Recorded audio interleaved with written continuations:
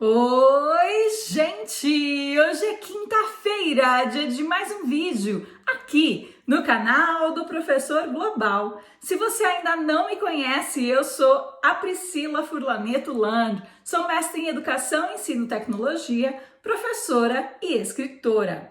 Hoje eu vou mostrar para vocês algumas técnicas de participação, ou seja, para você fazer com que os seus alunos participem ou fiquem mais engajados na sua aula. Ficou curioso? Quer saber mais? Então vem comigo que eu te mostro na prática.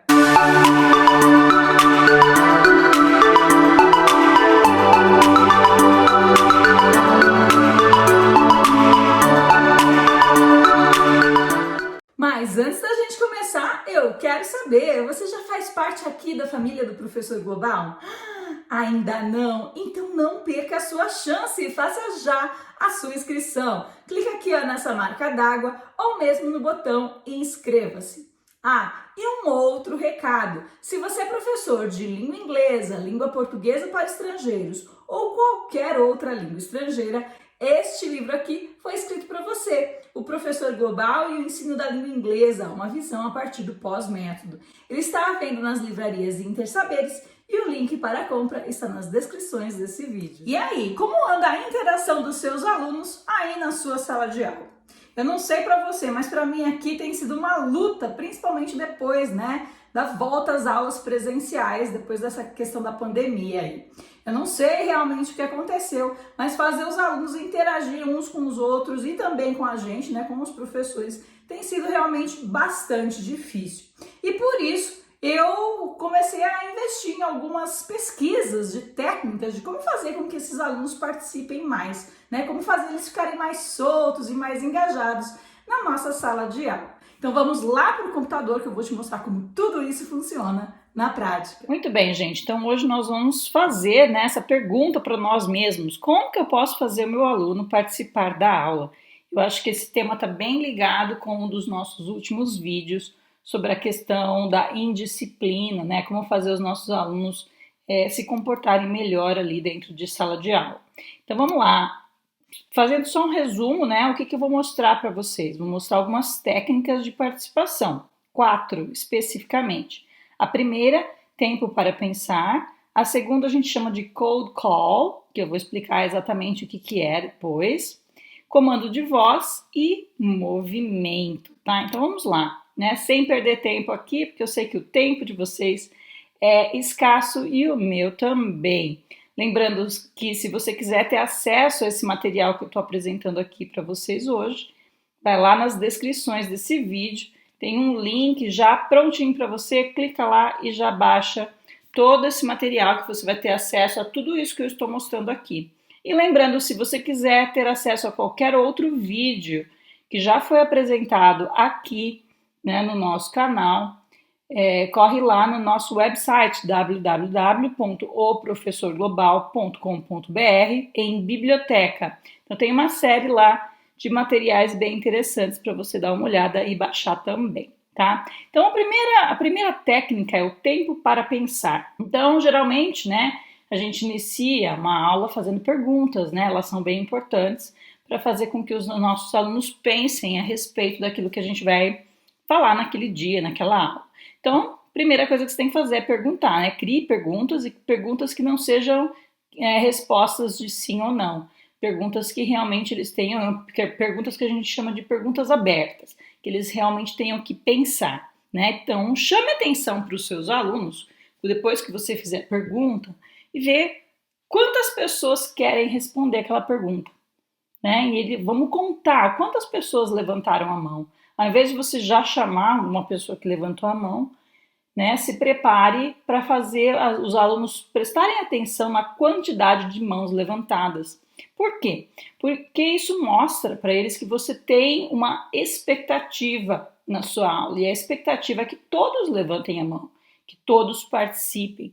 Então você não vai escolher ali na hora uma pessoa que levantou a mão. Você fala, nossa, quantas pessoas levantaram a mão? Vamos contar? Então você vai fazer com que eles entendam que quando você fizer uma pergunta, toda vez que você fizer uma pergunta, você gostaria que todos eles levantassem a mão, mesmo que eles não tenham certeza da resposta, né? A ideia é a participação em si. Então aí você vai propor para eles uma expectativa, um guia. Então você vai falar assim, tá, vou fazer essa pergunta de novo, mas agora eu não vou chamar exatamente ninguém que levantou a mão. Eu vou fazer a pergunta de novo e eu quero que você vá ao seu livro e encontre a sua resposta no texto. Ou eu quero que você converse com um colega, ande pela sala, converse com um colega e tente descobrir qual seria a resposta para essa pergunta. Então você dá uma instrução para eles, né? Depois da sua pergunta, para que eles procurem e pesquisem, né? E tentem encontrar aquela resposta. E aí você pode usar um cronômetro também, que já vou mostrar para vocês. E a ideia é que depois você faça novamente a pergunta e que você conte novamente quantas mãos foram levantadas. Então a ideia é que eles entendam, né, no decorrer do ano, que a sua expectativa enquanto professor é que todo mundo levante a mão quando você fizer uma pergunta. Então, quando você fizer, né, a proposta que vai tentar achar a resposta para essa pergunta, e é claro, você vai dar uma instrução para eles, né? Eles vão ter que ter uma forma de encontrar essa resposta. Pode ser com o próprio colega, pode ser com texto, pode ser com coisas que você cole na sua sala de aula, nas paredes, eles tenham que encontrar, né?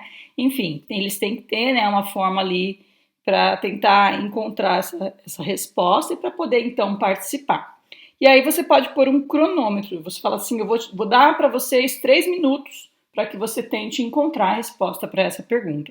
Vocês já usaram cronômetro em sala de aula? Vou mostrar aqui para vocês, vai aparecer uma série deles. Você pode colocar nos seus slides, né? Então você já coloca no slide, vou só fazer um exemplo aqui, ó. Se eu quisesse colocar no meu slide aqui, vou abrir um slide só para você ver. Eu entro em inserir, vídeo, e aí, tá vendo? Já vem direto aqui pro meu YouTube, se eu quiser, né? Claro que você pode pegar de outros lugares os vídeos. Mas eu vou direto no YouTube, então eu ponho lá 3 minutos timer. E aí eu já clico nele, não escolho o que eu quero e ele vai aparecer direto aqui. Então é uma forma legal, né, de você trabalhar a questão do tempo em sala de aula com seus alunos. Não deixa eles lá passando muito tempo, não, fazendo uma certa atividade, né? Então deixa bem específico qual é o tempo que eles têm para encontrar essa resposta. Bom, a segunda técnica é chamada de cold call. É uma que eu uso muito, eu adoro. E ela parece um pouco até, assim, que os alunos não gostam muito, né? Porque, na verdade, cold call é uma chamada fria, vamos dizer assim. Então, você vai chamar o aluno ali na caruda, né? Vai chamar ele, vai chamar o nome dele e vai pedir para ele participar. Então, você necessariamente exige a participação do seu aluno, mas a gente não faz isso de uma forma tão explícita assim. Então, vamos dizer que eu comecei com uma pergunta, eu posso escolher um aluno para responder, né? E existem várias formas de fazer isso, eu vou mostrar já já para vocês. As razões, né? Por que a gente usa o cold call? Para checagem de compreensão, você quer ver, né? Perceber se o aluno realmente entendeu aquilo que você está ensinando, né? Para criar uma cultura de engajamento, e é exatamente disso que nós estamos falando aqui hoje.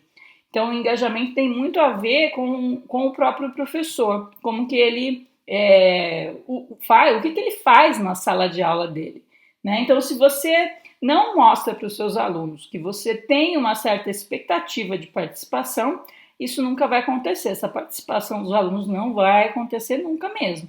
Então, o cold call, ele é para gerar aí uma cultura entre você e os alunos de que existe, né, uma expectativa de participação. Controle o ritmo da sua sala de aula, então o cold call ele controla, né? Às vezes você está lá falando blá blá blá blá blá e os alunos estão às vezes até quietos olhando para você, mas não estão realmente prestando atenção. Você já, chama um aluno e aquilo muda totalmente o ritmo da sua aula. E imediatamente, porque não só o aluno que foi chamado, mas os outros também ficam mais espertos, né? E a exigência de atenção mesmo, se você está falando alguma coisa, se vocês estão trabalhando uma coisa especificamente em sala de aula e eles não estão prestando atenção, Toda vez que você chama um aluno e ele não está esperando que você vá chamá-lo, né?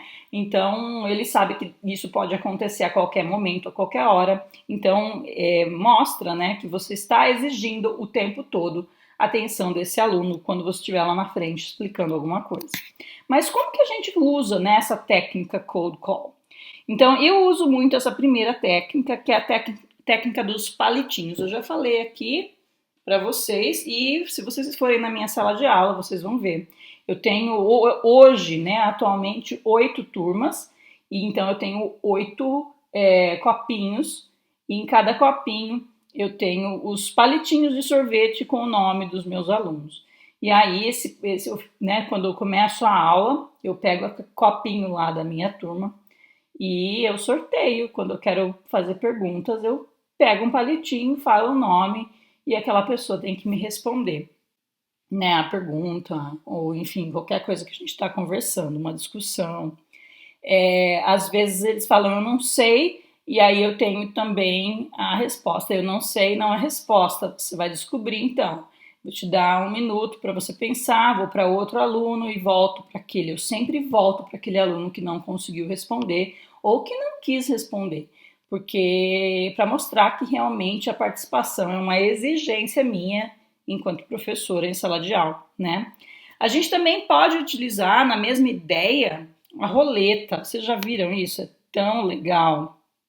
A roleta aqui, olha só, chama wheelofnames.com, né? Então aqui você coloca os nomes das pessoas. Vamos dizer que eu quero colocar Ana, né? Tá vendo? Então a Ana vai aparecer aqui. Aí você clica, ele gira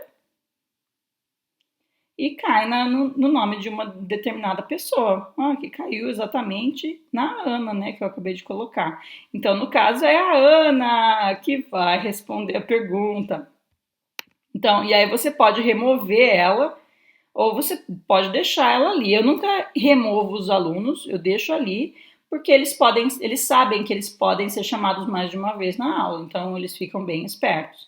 E é legal aqui, se você começar a olhar aqui, ó, você pode salvar os nomes, salvar as suas turmas, né? E aí utilizar todo dia a roleta. Se você tem acesso ao computador e eles podem ver, né? Se você consegue colocar isso no monitor para eles olharem a roleta. Então é legal, é uma técnica, uma ferramenta bem interessante também para você usar a técnica do cold call. Mãos ativas e mãos inativas, que é a questão quando você pergunta, né? Quantas mãos ativas e quantas mãos inativas, ou seja, quantas mãos levantadas e quantas mãos não levantadas. Geralmente o professor chama aqueles que estão com as mãos inativas, né? Então, eu fiz uma pergunta, alguns levantaram a mão, mas eu vou chamar aquele que não levantou a mão, né? Então, eles sabem que se eles não levantarem a mão, eles serão os escolhidos para responder a pergunta. Então, isso também é bem interessante, porque mesmo que eles não saibam a pergunta, quando eles entenderem como isso funciona, eles vão começar a levantar a mão, né? Vão começar a ficar mais espertos na sua participação também. Outra forma é o desenvolva. Então, por exemplo, eu fiz uma pergunta para a Ana começou a responder, mas ela não respondeu completamente, ainda falta alguma coisa naquela resposta. Aí eu chamo um outro aluno e falo, fulano, desenvolva. Né? E aí o fulano tem que desenvolver, tem que continuar o que a Ana começou. E aí você pode fazer isso diferente também, você pode pedir para o próprio aluno chamar um outro nome e falar desenvolva. Né? Então vira até uma brincadeira entre eles e é bem interessante. A mesma coisa é o ajude. Né? Então ao invés de você utilizar a palavra desenvolva, ajude. Né? Em língua a gente faz bastante isso. Né? Então eu lembro quando eu era aluna de língua inglesa num curso normal, se eu não acertasse uma determinada frase, o meu professor chamava um nome e falava help, né, ajude.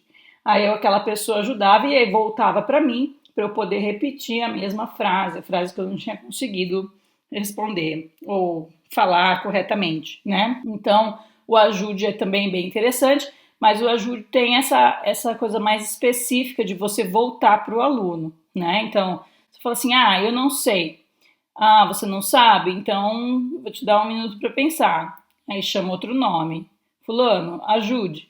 Aí o fulano responde, aí eu volto para aquele primeiro Joãozinho. Joãozinho, agora é a sua vez. Então, qual que é a resposta para essa pergunta, né? Então, sempre também chamando atenção para que o aluno tenha responsabilidade pelo seu próprio aprendizado, né? Então, esse desenvolve e ajude também é bem isso. Você é responsável pelo seu próprio aprendizado.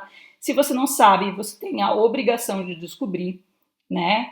E de responder. Agora, eu não sei, né? Não sei não é resposta, como eu disse aqui.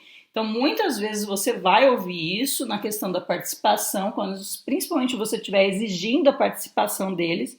O eu não sei não é resposta, né? Então, pergunte aos universitários. Então, dá um tempo para aquele aluno pesquisar. Se ele tiver acesso ao celular, se ele tiver acesso a um computador, se ele tiver acesso à biblioteca, se ele tiver acesso a um colega, né? Então, ele pode perguntar para um colega da sala. Ele pode sair e perguntar para um outro professor, né? Então, dá um tempo para esse aluno, pergunte aos universitários, mas volte nele. Eu não sei, não é resposta. Não aceite eu não sei como resposta em sua sala de aula, porque aí você não vai conseguir realmente ter a participação, né, de todos os alunos de uma forma geral. E aí, eu também coloquei aqui para vocês um recurso super legal, que é um cartão de colaboração e participação. Lembra que você pode baixar ele aí para você, né? Então, você pode entregar esse cartão, você pode imprimir um cartão para cada aluno, você pode, se você tiver uma sala de aula só sua, você pode colar esse cartão na mesa, né? Enfim, ele tem que estar disponível para os alunos, tá? Então, o que é esse cartão de colaboração e participação?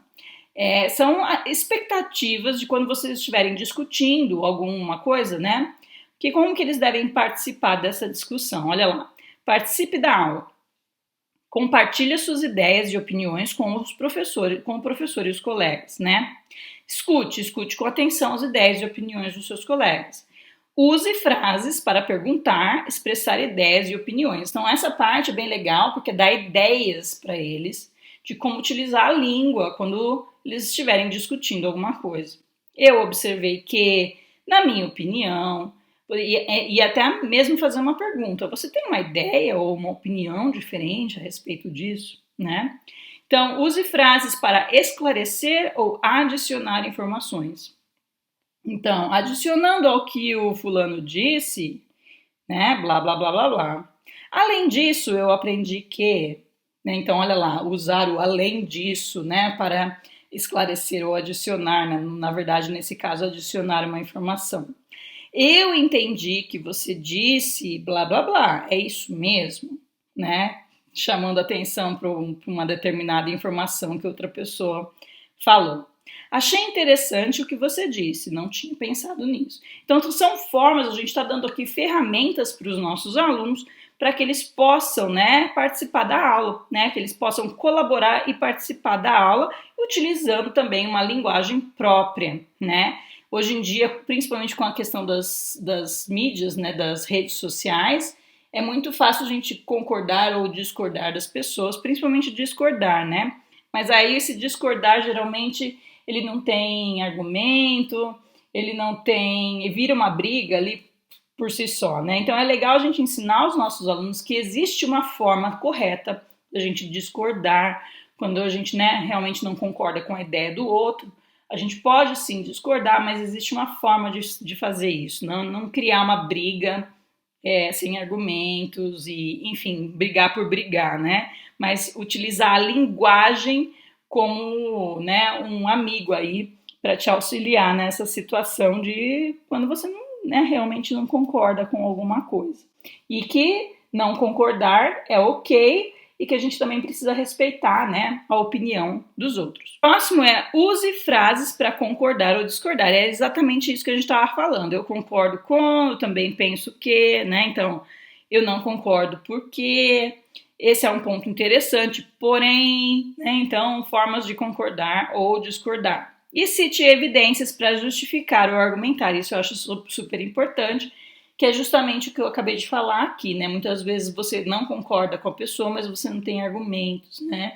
Então, quais evidências você possui que comprovam o que você está falando e o que leva você a pensar assim, né? Então, eu acho que só esse cartão aqui, só esse cartão de colaboração e participação já dá uma super aula para os nossos alunos, né? De compreensão, de como trabalhar com a questão da participação, de como se relacionar com o outro, de como utilizar a linguagem quando a gente concorda ou discorda de alguém. Aí a gente tem o passo ou repassa, vocês lembram daquele jogo que tinha muito antigamente, só quem é muito velho vai lembrar, né?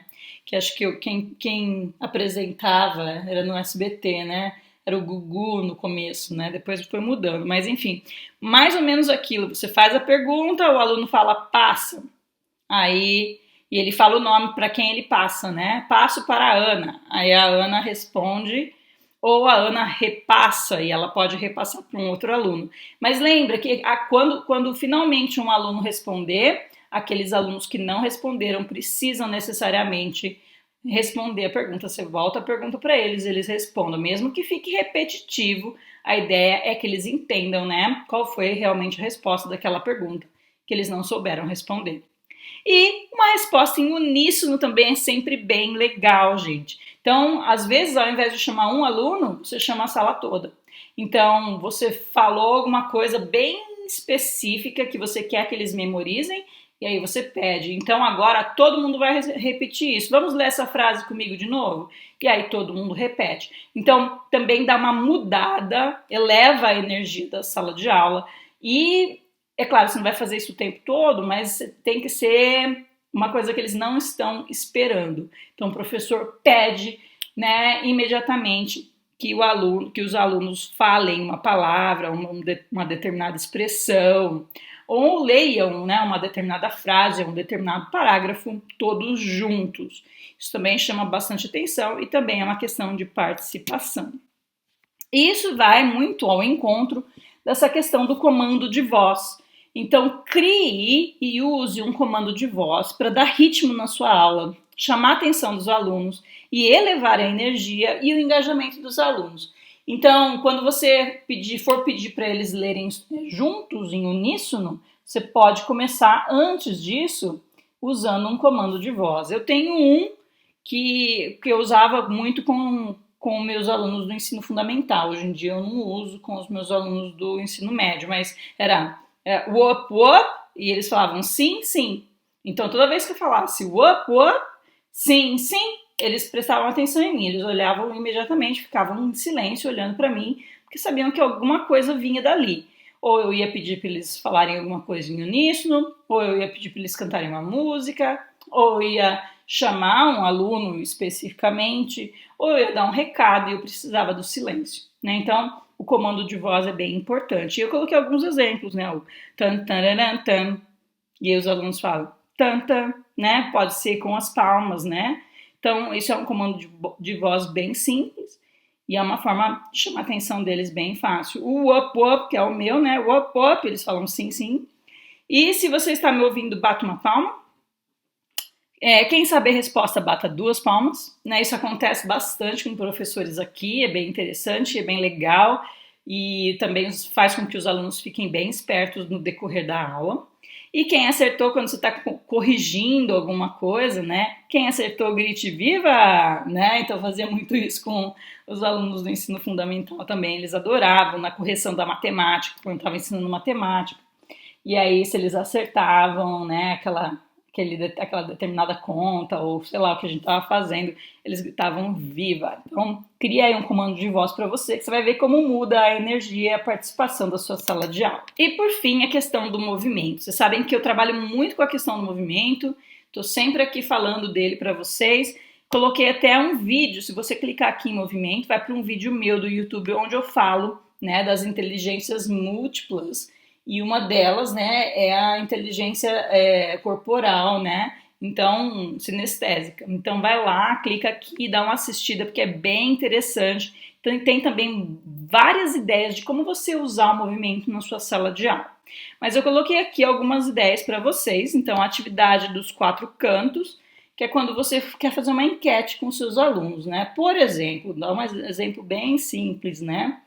Vamos dizer que nós estamos lendo, ou nós lemos durante o semestre 4 livros, né? Então, o livro número 1, livro número 2, livro número 3 e o livro número 4.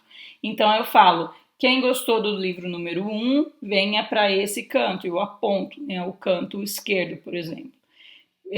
Quem gostou do livro número 2, para o canto direito, né? Aqui na minha frente. Aí, quem gostou do livro número 3, vai lá para o fundo, para o canto direito.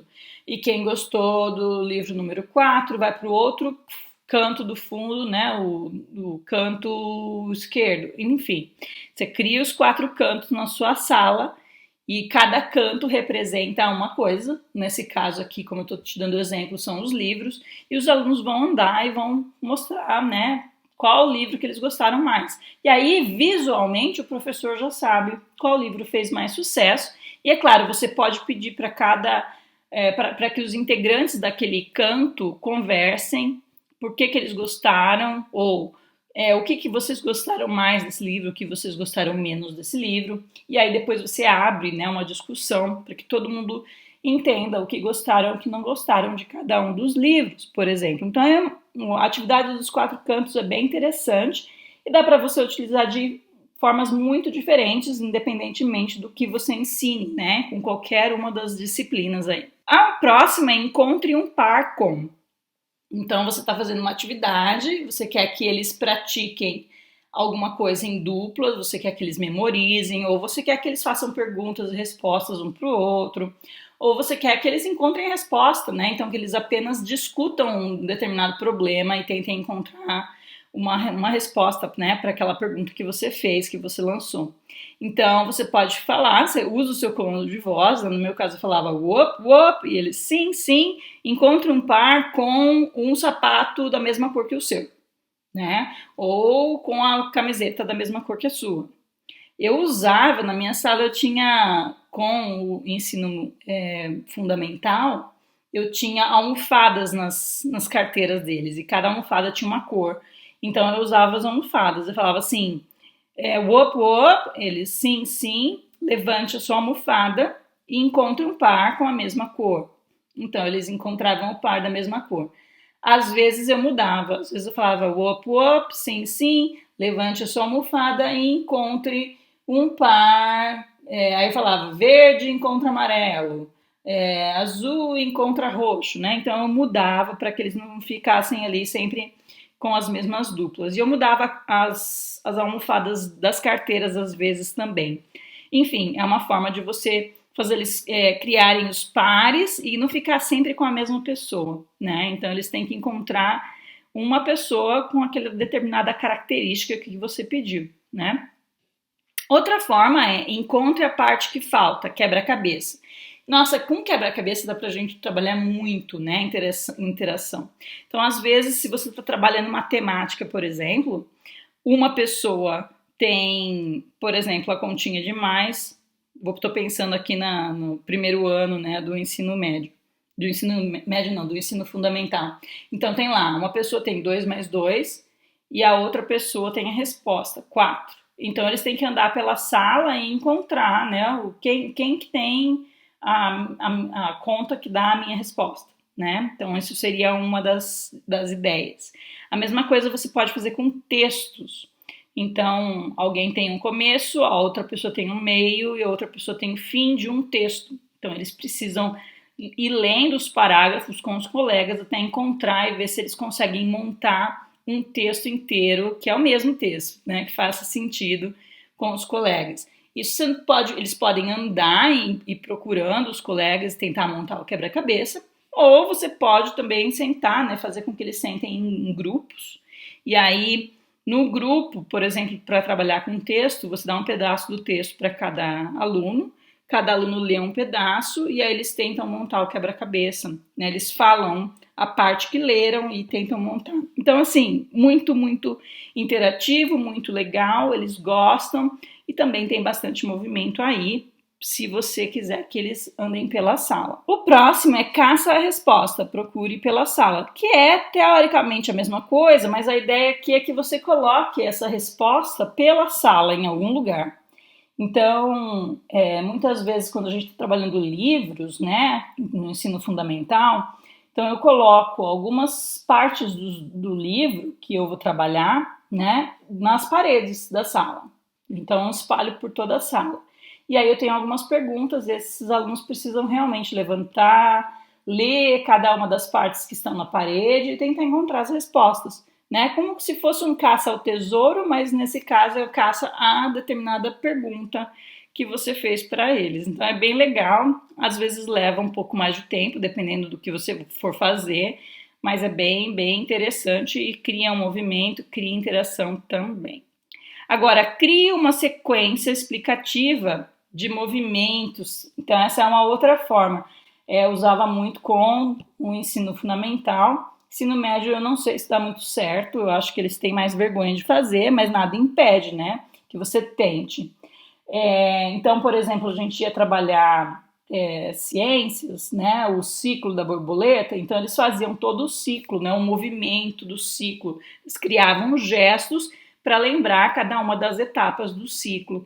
Então eu coloquei aqui para vocês um vídeo meu também que mostra como que é, né, criar essa sequência explicativa de movimentos com as crianças. É um vídeo bem prático, que eu estou em sala de aula e você vai ver, né, realmente como isso acontece na prática. Então, se você quiser dar uma clicada aqui e assista esse vídeo. E aí, você gostou? Super legal, né, gente? Então lembra, se você conseguir utilizar algumas dessas técnicas de engajamento e participação aí com seus alunos, conta aqui nos comentários pra gente como foi a sua experiência. Lembra que a sua participação aqui no nosso canal é sempre bem importante pra gente. Então é isso, gente. Chegamos ao fim de mais um vídeo aqui no canal do Professor Global. Se você gostou, dá um like. Ainda não se inscreveu? Não perca a sua chance e faça já a sua inscrição. Espero você aqui na próxima quinta-feira no canal do Professor Global. Beijo, beijo, beijo. Fui!